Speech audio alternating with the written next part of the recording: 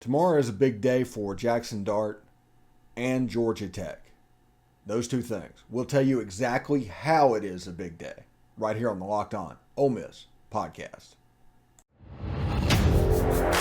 You are Locked On Ole Miss, your daily podcast on the Ole Miss Rebels, part of the Locked On Podcast Network, your team every day.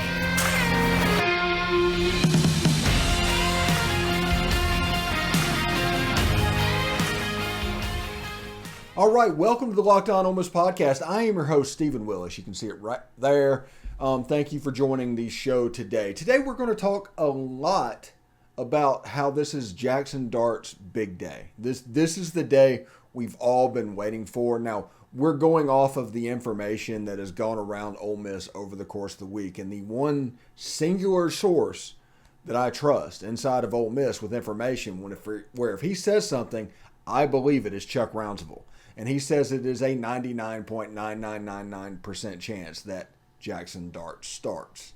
So I'm going to take him at his word and know that this could be a huge day for Jaxson Dart.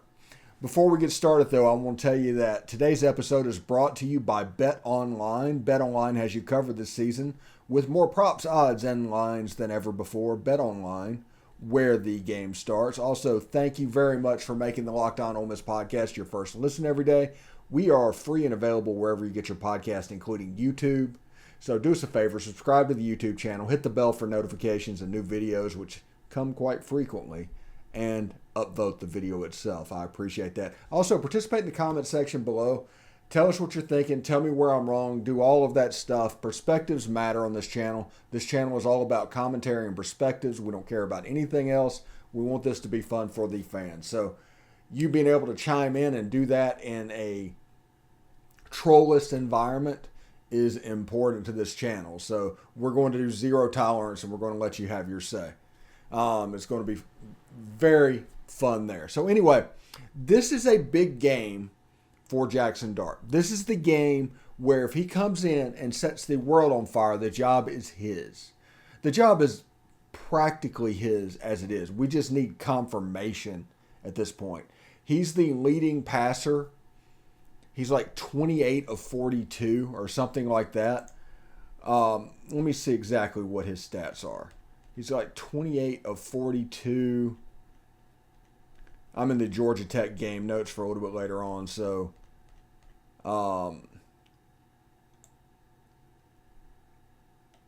he's 28 of 42, one interception, 336 yards and 3 touchdowns, and a little bit over 3/4 worth of work. Those aren't horrible numbers, even a little bit. And if you look at that, then Luke Altmaier is like 7 of 15 with an interception, couple of touchdown passes as well. The numbers are getting to the point where they're lopsided to where you can say whatever you want to say about the situation that's going on. That doesn't change the fact that, hey, this is what we're looking at. The person that's getting the snaps is Jaxson Dart. And like I said, Chuck Rounsaville reported that. So this is the game against a Power 5 opponent. And we're going to break into Georgia Tech in the second segment. It's not necessarily going to be a preview. It's going to be like a by the numbers, tell of the tape type situation. And knowing that, Jaxson Dart has a chance to honestly put a stranglehold on this job. He pretty much has a chance to win the job this weekend, if he hasn't already. I think that's the caveat to all of this. There's a chance he's won the job, that he's getting all the first team snaps. All the stuff that we can't see is going on. Nobody's talking, and that's the way it should be. Because I've told you, they're playing gamesmanship for Kentucky. And they're like, Steve, they don't play Kentucky for 2.5 weeks. That's true. But this whole time's going on, analysts and GAs are breaking down game film week by week. And there are differences between Luke Altmaier and Jaxson Dart in the way they play, the way the game is called. All of that stuff is real. They might look similar to the naked eye and the operation looks the same, but they are a little bit different. So allowing the other team to zero in on a singular style of play helps them with their early breakdown, because they're doing week by week. They're talking about all of this stuff. So that's one of the reasons they're playing this game, even though it might not matter for Georgia Tech, it might not matter for Tulsa, but it might matter for Kentucky. And that's why they're doing that. They're trying to make it to where the GAs and the consultants and the analysts have extra work to do. They want the game plan and the breakdown of Ole Miss to be thicker than it would have been. That allows for essentially misinformation and them practicing stuff that may not be important. That's all gamesmanship. That's all part of it. But that absolutely does happen. I remember several times there's stuff that wasn't brought up when I worked at Ole Miss. One day, we were having an open practice. And Coach O was a little bit of a paranoid type. So we ended up having to go get camcorders, like handheld camcorders, to give to our student videographers to carry around and film the crowd, to see who was shooting, see who was tweeting, to see anything that was suspicious. That was going on during practice. We had a camera trained on the media the whole time. So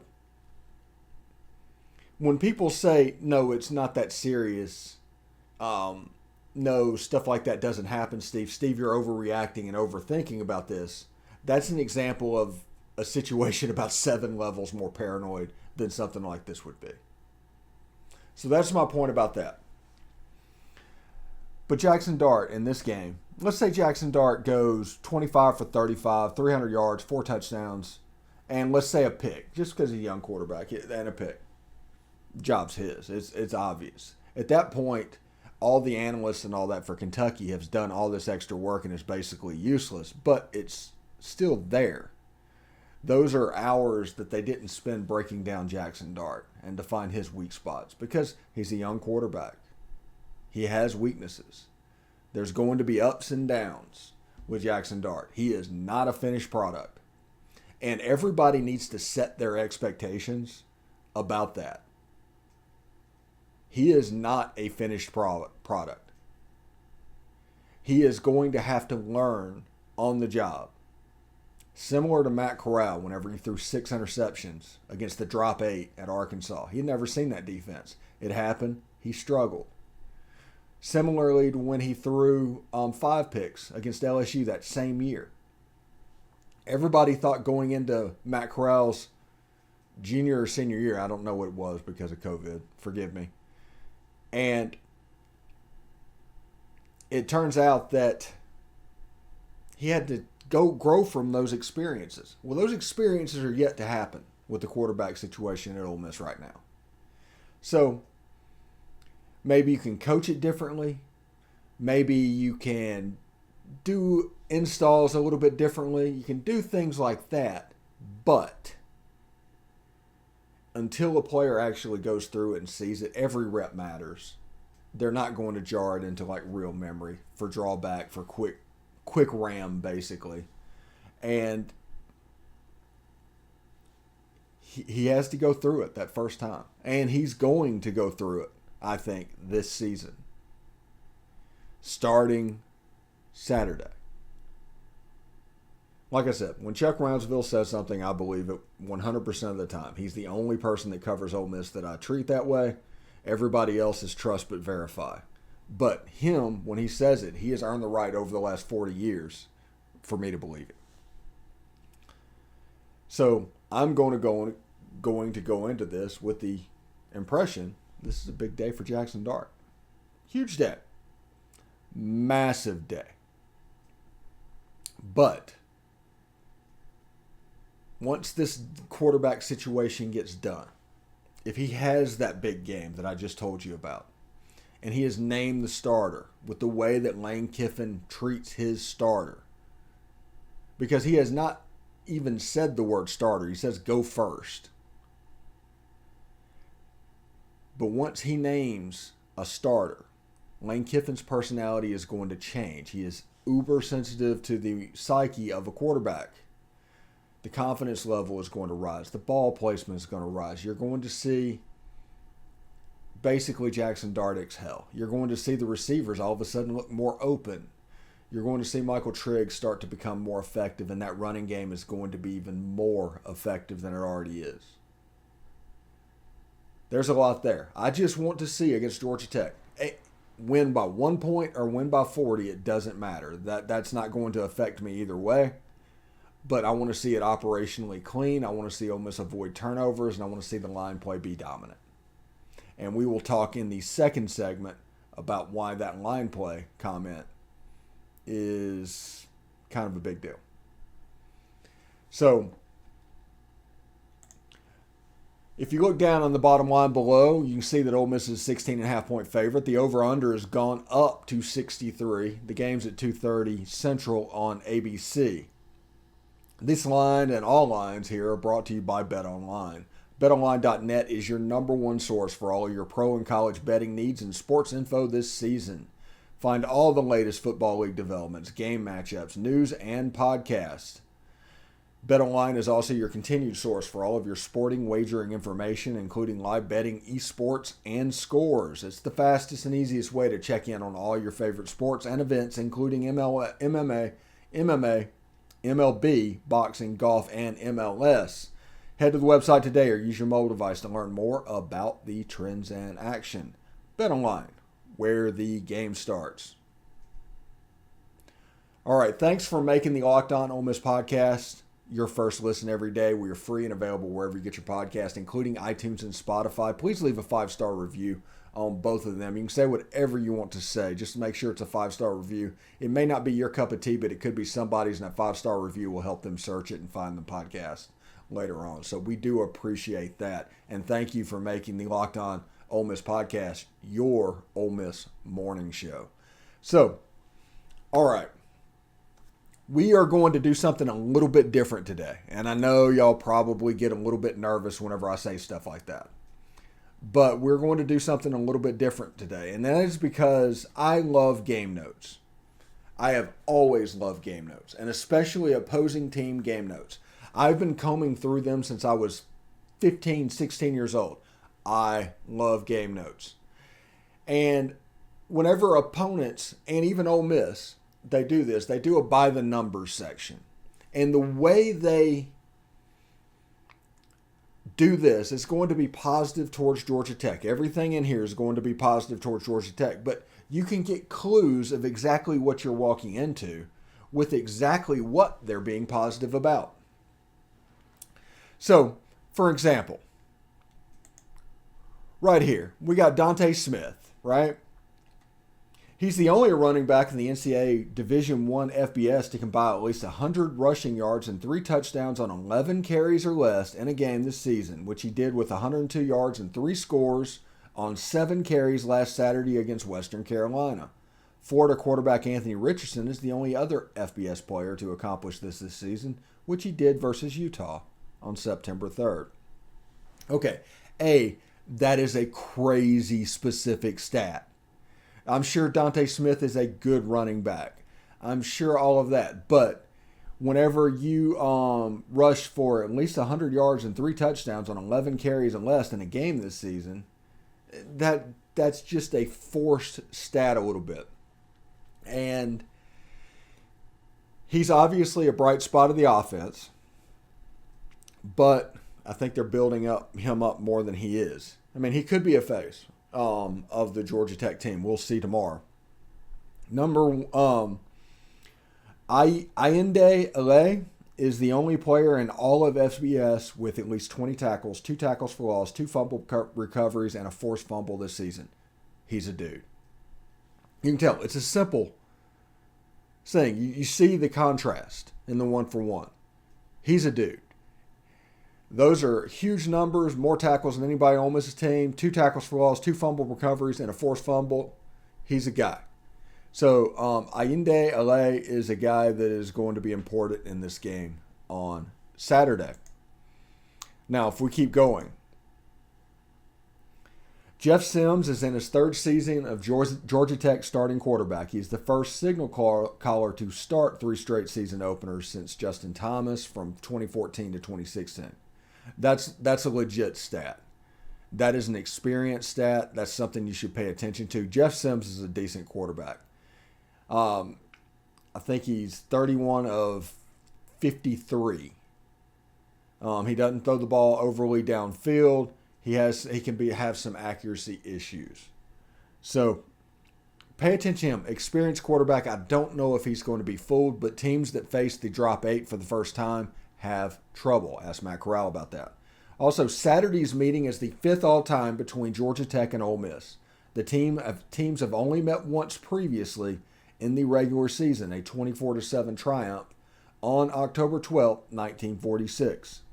And if you watch this channel for any length of time, we have a video on that from way back in the summer talking about after that game, Ole Miss hired Johnny Vaught. And Johnny Vaught tried to get Bobby Dodd to continue the series. Bobby Dodd would not travel to Mississippi to play Ole Miss or Mississippi State. And a whole thing developed over the next 15 years. And when Georgia Tech threw their temper tantrum and left the Southeastern Conference, and then they discovered it was a mistake, they tried to get back in. There was 2 separate efforts to get Georgia Tech back in the SEC in the 70s. Both of them were basically vetoed by Ole Miss and Mississippi State. And it's all because of the reaction to that game and Bobby Dodd being hired at Georgia Tech and not wanting to go to Mississippi. It was completely petty. But yeah, this is the 5th matchup. The second 3 have all been in bowl games. 1 Sugar Bowl, 1 Peach Bowl, and 1 Music City Bowl. That's the history between Ole Miss and Georgia Tech. Now, there's a situation here. Georgia Tech's defense have racked up 7 sacks through 2 games, which is its most through 2 games since it totaled 11 sacks during the first 2 games of the 2007 campaign. The Yellow Jackets are on pace for 42 sacks during the season, which would be their most in any regular season since they had 48 sacks in 2007. That tells me the defensive line is getting a little bit better. We need to pay attention about that. Defensively, they sound like they might be a pretty decent team. I'm going to be interested in how they perform and line up against the Ole Miss Rebels, but I mean that's an interesting game note. Now, shifting gears a little bit here. Georgia Tech win. This is what they would write up. This is the win. They would go to 2-1 on the season, with their only loss being Clemson. It would give the Yellow Jackets consecutive wins for the first time since it won 4 straight games in 2018. That's a hard stat. I mean, if you read this stuff, this very well could be Vanderbilt game notes. I mean, seriously, this is a hard, man. I feel sorry for the notes guy. Be on its 2nd win over a nationally ranked team in its last 12 games, joining a 45-22 rout over North Carolina September 25th of last year. Good grief, North Carolina. It would make it 3-2 all-time against Ole Miss if they won the game. It would be the first win over Ole Miss since a 24-7 triumph in the 1953 Sugar Bowl, which clinched the 1952 national championship for the Yellow Jackets. Although I don't know if that's the stats, because I think the national championship back then was awarded before the bowl game, so I don't know about that one. And it would be its first victory over an SEC opponent since a 33-18 victory over Kentucky in the 2016 Tax Slayer Bowl. So that is interesting. That is honestly a pretty sad readout from Georgia Tech there. And I don't know what to say about that. And anyway, a Georgia Tech loss would drop it to 1-2 on the season, drop it to 2-3 all-time versus Ole Miss, and be its 4th loss to a nationally ranked opponent in its last 5 games. All of that's interesting. All of that is good stuff. Basically with Georgia Tech, that is a way that you can get to know the team you're playing without actually seeing a second of film on them, because people that have seen them are trying to write very positive things about what's going on with Georgia Tech. these press notes that they hand out, these game notes from Georgia Tech, this is going to be a Georgia Tech version of the story of press notes. That's the reason stats get really specific. And when they don't have to get specific, you know that guy's a dude. So it should be a lot of fun tomorrow at historic Grant Field at Bobby Dodd Stadium. 2:30 on ABC. Ole Miss is 16.5-point favorite. Over-under sits at 63 points. Of course, is brought to you by BetOnline. We're going to have Tom Vanderford right after this break, and we're going to talk a little bit more Georgia Tech, Jaxson Dart, and Ole Miss moving forward. Anyway, till then, stick around. All right, thanks for making the Locked On Ole Miss podcast your first listen every day. We are free and available wherever you get your podcasts, including YouTube. So do us a favor, subscribe to the YouTube channel. Hit the bell for notifications when we release a new video, and of course, upvote the video itself. The only way you can participate in our post-game any of our live streams is by being a subscriber. So go ahead and subscribe to that YouTube channel. I'm here with Tom Vanderford for his weekly segment. And as you can tell, Tom, the title of this episode is Jaxson Dart will take over the job versus Georgia Tech. And so that is pretty obvious where I'm leaning at the moment. Is this really Jaxson Dart's time to shine against Georgia Tech? I think definitely so. I mean, if he wants to, just like Lane said earlier in the week, we're still in a quarterback competition. Well, Jaxson Dart should get the start Saturday, and it's his time to shine. He needs to take the reins of this team. He needs to take command of the team. He needs to be the quarterback that we all know he can be, and I am very hopeful that he is up for it. Now, I'm cautiously optimistic as well. I think we will beat Georgia Tech, but I've been around Ole Miss football enough to know when you've got a semi-inexperienced sophomore quarterback on the road for the first time in a Power 5 game, it would not surprise me if he made some mistakes. Mm-hmm. As a matter of fact, I'd be shocked if he didn't make any mistakes. The thing is to limit those mistakes. I think that's where Kiffin and Weiss come in. And I think if we're able to run the ball, which we should be, I think we'll see a lot of number 6, number 4, number 24, maybe even number 3 come Saturday. Yeah, if you see number 3, I think this game's gotten a little bit out of hand, which is good news for Ole Miss. Exactly. But, well, we'll just move on into it. So what do you think are the keys to the Georgia Tech game? What's the key to the game? The key to the game, as far as I'm concerned, is our defense needs to keep improving. This will be their first big test. We've got the players. They've had time to gel. So I want to see a good defensive effort. And then my key on offense would be I want to see us run the ball good, establish the run, and I want to see some good play action passes to our tight end, to our receivers, so on and so forth. Limit mistakes, limit penalties. We had at the end of the Central Arkansas game, I know that it was, third stringers in there, but we had so many penalties on the offensive side of the ball, and we cannot afford that this Saturday. Now, I'm not saying or pretending that Georgia Tech's a juggernaut, but they are a solid Power 5 team that played Clemson pretty close in the first half. Mm-hmm. Although I'll go out on a limb right now and say I think Dart's better than their quarterback right now. So that's just me. I'm probably the only person in America that thinks Dart's better than Ukulele, but I think Dart's a better quarterback right now of those two. I think Altmaier's a better quarterback than Ukulele. I completely agree. Mm-hmm. I told somebody the other day, we are so fortunate. I cannot remember a time where we've been this, the word escapes me, but been this fortunate to have good quarterbacks. For most of my lifetime, we've had a really good starting quarterback, and we've always prayed that he doesn't get hurt. And we've got some depth there at quarterback. and that's a blessing. I think Luke Altmaier's a fine football player. Yeah, I think it's. Go ahead. Yeah. No, you go ahead.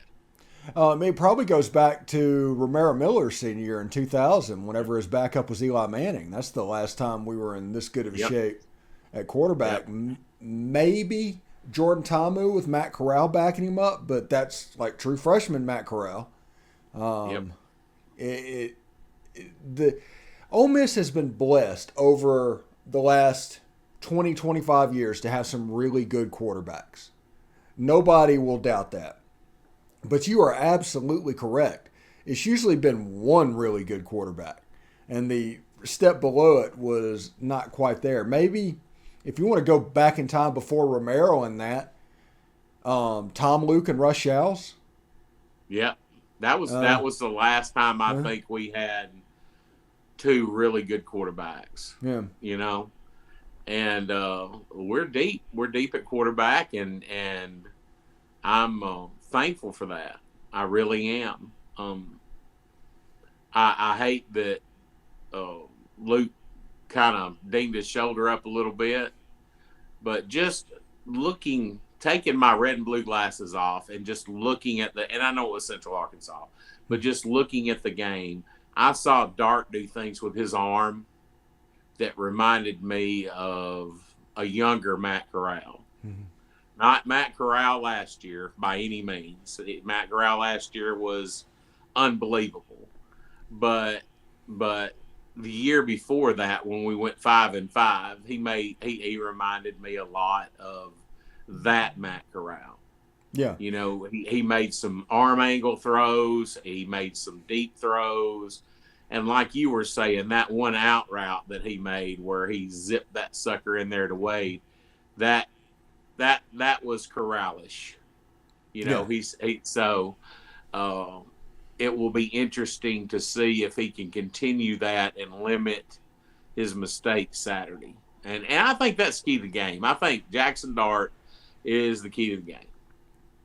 Yeah, and it's a situation where he can take this game and completely take over this job to where against Tulsa we're not even asking quarterback questions. Because Georgia Tech has a decent defense. This is like the most sacks through 2 games a Georgia Tech team has had. I think they've got 7 this year since 2007. It's a long time. They've got a linebacker that's kind of a dude. Mm-hmm. And offensively, they're kind of offensively challenged, but they got some players on defense. Jeff Collins is a defensive guy. Right. They gave Clemson fits. If Jaxson Dart goes out and performs well against Georgia Tech, this competition may already be over. As far as we actually know. Right. But this thing could be publicly over by 8 o'clock Sunday or Saturday night. I completely agree. And you know, you brought that up with their defense, and just something else. I like our offensive line, but they're going to have to play a lot better than they played against Troy to protect the quarterback in the open running lanes. Mm-hmm. And they have the ability to do that. We've got some really good offensive linemen. So hopefully they've worked on their craft this week, because that's going to be another key. I mean, you know, you can only go so far as the offensive line takes you. And they've got to protect the quarterback, and they've got to open running lanes. Yeah, and one thing I think our fan base needs to realize, whenever the offense is struggling like late in games, we run an offense that you can't really go halfway. It only works if you're all in. So if you take away the R out of the RPO, all of a sudden, if you're forcing the pass every play, the pass is not going to be as effective as it would have been if you ran the whole offense. So exactly.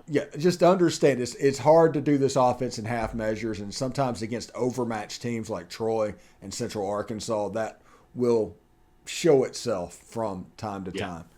So let's look ahead, Tom. What does the rest of 2022 look like for Ole Miss? It's a building experiment. Each week we face a tougher opponent. I think Tulsa is going to be tougher than Georgia Tech. Mm-hmm. I know that Kentucky is going to be our first big test. Mm-hmm. Can we beat Kentucky? Yes. Should we beat Kentucky? In my opinion, we should. but didn't Kentucky just last week go down to Gainesville and beat Florida? So they're no slouch by any means. They got a good running game. Their defense is solid, but I still think if we progress as we should, in my mind, and like you tell people all the time, this show's about perspectives. Mm-hmm. My perspective is if we keep progressing like we should, our staff and our team gels and progresses as it should, we should be 7-0 after our first 7 games. Now, that's my perspective. We have the talent to do it. We have the coaches to do it. And we have the schedule to do it. Does that mean it's going to happen? No. It's just like you said, there's a difference between talent and winning. And, difference between talent and being good as a team. But I see flashes in our first 2 games. I know they were lesser opponents, but I saw a lot of the transfers and a lot of the folks that have been there a while chest bumping, high-fiving, this, that, and the other. And that makes me feel well, because I'm always – let me take you back to and this is just my – a friend of mine and I were talking about this the other day, and he watches the podcast. Back when we brought Jeremiah Masoli in, there were a lot of players on the team that wanted Nathan Stanley to have that job, and there was this rift on the team. And you could see it on the field. I don't see any of that with this staff and with this team. I see everybody, whether it's, Altmaier throwing the trig and everybody happy, Dart throwing the trig, everybody happy, Altmaier and Dart giving each other high fives. It's just, it's refreshing to see. And I take it back to that old Pete Carroll, Lane Kiffin pro mindset type. This is about us. This is about the team, pro mindset. It's what you got to do. And I think that they've handled it correctly. So I don't have that concern anymore. Yeah, there's 3 tenets to this program. First one is fun. So whatever they're going to do, they're going to project fun out. And that's just for recruiting. Number 2 is competition. They do not care how good you think you are. They're going to go out and try and recruit you to the bench. And you're going to have to compete for your job. You're seeing that this year. And the other is pro mindset, which when Ed Orgeron was here, that rule was it's all about the team. Mm-hmm. Lane Kiffin tweaked that a little bit to do the pro mindset so he could have the hashtag, but it's the same thing. It's basically just take care of your business, be where you're supposed to be, and do what you're supposed to do. I mean, that's exactly what it means. And I think this team could be very good. They're building. I want to see them operationally improve from Central Arkansas to Georgia Tech. Going on the road could be different at historic Grant Field at Bobby Dodd Stadium. And it should be interesting. But this game is important because Georgia Tech has some dudes on that defense, and they have a pretty good defense. So this will be the first actual real test for that offensive unit. Are they going to struggle some? Potentially. Is Georgia Tech going to be able to keep them down? I doubt it. But there are some guys on that side of the ball. Exactly. And it all lends credence to what we've been talking about. We progressively are getting better and better opponents, which has given us time to progressively get better and better on both sides of the ball as well. So the schedule this year has set up real good for us to grow on both sides of the ball. Yeah. And whenever that Kentucky game that everybody has circles gets here, everybody says you won't know anything about this team until after the Kentucky game. You won't know anything about this team. Well, the only thing that you will know that you wouldn't already know is that whether or not this team can compete with Alabama, because Kentucky is good. Yes, they are. And that is what you learn after the Kentucky game. All the other stuff you can start learning right now. All the operational stuff, all the stuff that doesn't necessarily require an opponent to figure out. That stuff's all out there right now. But if you want to find out if this team has a chance to win the West and compete with Alabama, yes, you find those answers in the Kentucky game. I completely agree. I completely agree with you. All right. Go ahead. No, I was just going to say we've got a chance to have a special season.